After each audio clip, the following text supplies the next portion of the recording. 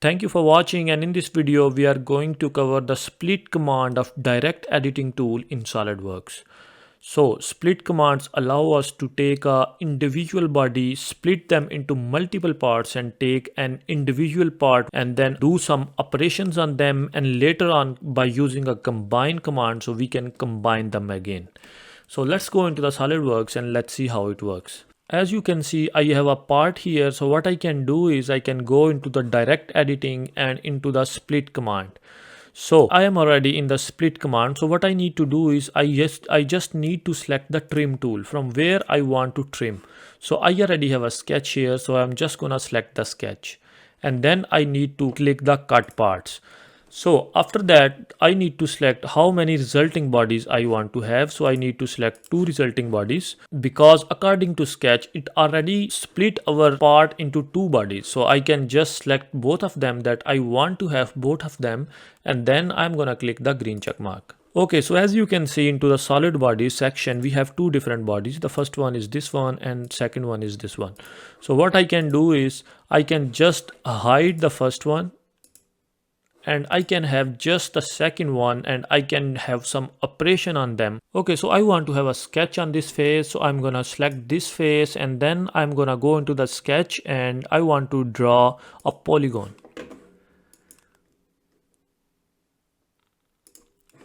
And then into the smart dimensions, I want to give a dimension of 0.5 inches between these two sides.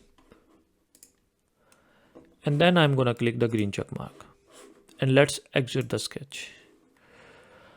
Okay, so I need to have another sketch, so I can draw another sketch here. Again, I'm gonna select the face and I'm gonna select a line this time, and I can draw a line from this side and then till this side.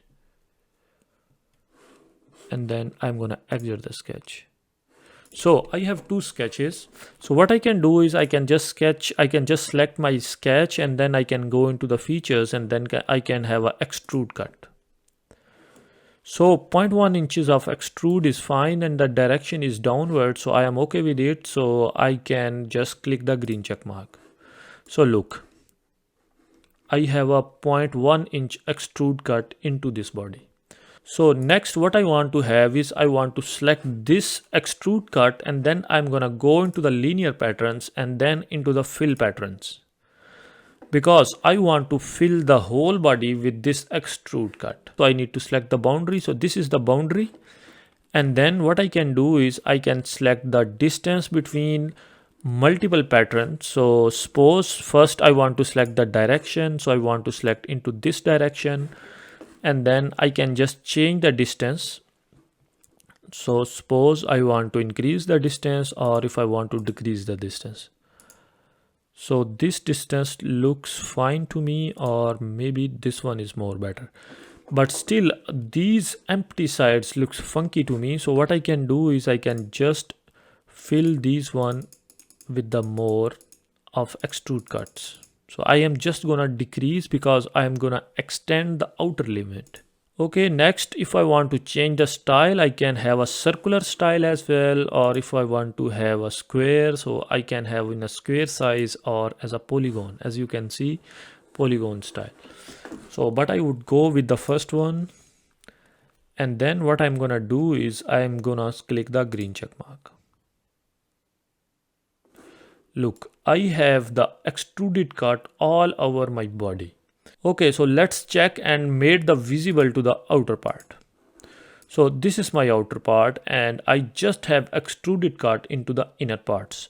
So this is a really powerful tool, I would say, like when you are working on some plastic parts or any other molding part and you want to have a solid outside edge and you want to apply some design of inner bodies, so you can use such kind of schemes. And then now I'm gonna go back into the direct editing again and into the combine section, and then I'm gonna add both of the bodies. So I'm gonna go into the add and select bodies, this body and this body, and then I'm gonna click the green check mark. Look, both bodies are combined and I have only one solid body here. So at the end of the day, you have just one individual part again. So this is a really quick way to split one individual part into two bodies and then apply some kind of operation into one of the body, and then at the end you can combine both of them. So this is a really powerful and quick tool, I would say. And that's all for today's video. Thank you so much for watching, and I hope you enjoyed it. If you did, don't forget to hit that like button and subscribe to our channel for more videos like this one. And if you are a serious SolidWorks learner, then don't forget to check the course link in the description.